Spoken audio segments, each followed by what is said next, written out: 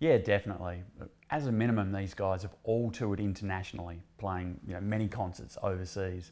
Some have won Grammy Awards, they've topped the Billboard charts, and they've got multi-platinum albums. I guess the other thing that they all have in common is that they absolutely live and breathe their rock and roll. They're bona fide rockers, no question about that. For example, James Kotak from Scorpions, he's got a massive tattoo covering his entire back that simply says rock and roll forever in thick lettering. So you can read more about everyone in the book at sextipsfromrockstars.com if you like.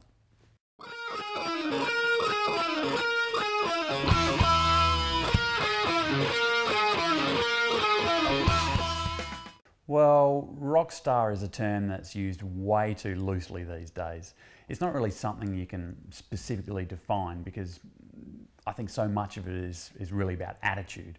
So to me, it was really important to get a broad cross-section of artists in the study to present a balanced mix of rock bands who have achieved genuine mainstream commercial success through to the more underground rock outfits who are loved by their massive cult followings worldwide. And I also wanted the book to have a broad spread of rock genres represented as well. So I'm pleased that it's got the influential punk rock of the Dictators, to the 80s glam rock of Faster Pussycat, to the alternative rock of the Dandy Warhols, to the modern rock of Hoobastank, to the pub rock of Airborne, to simply Motorhead.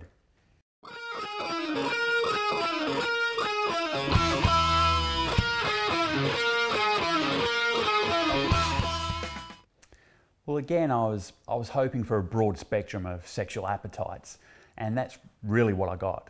There's Evan Seinfeld at one end of the scale, who married a porn star and has now starred in many, many adult movies himself. He's even got his own full-on porn website at rockstarpornstar.com.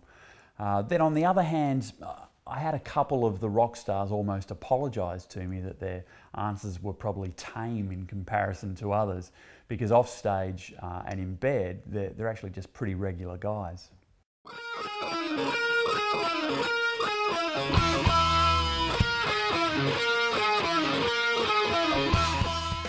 Only about 15% or so of my target list ended up participating.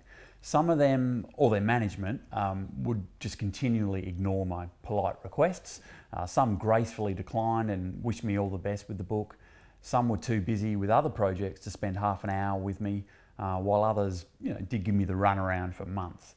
But I certainly approached all of the biggest rock stars that the people know and gave it a shot of getting them involved. I'm talking guys like Rod Stewart, Steve Tyler, Robert Plant, Iggy Pop, Mick Jagger, Roger Daltrey, even Bono.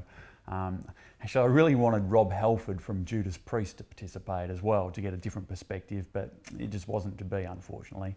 But look, it's all good though. The book has probably turned out grimier this way and cooler.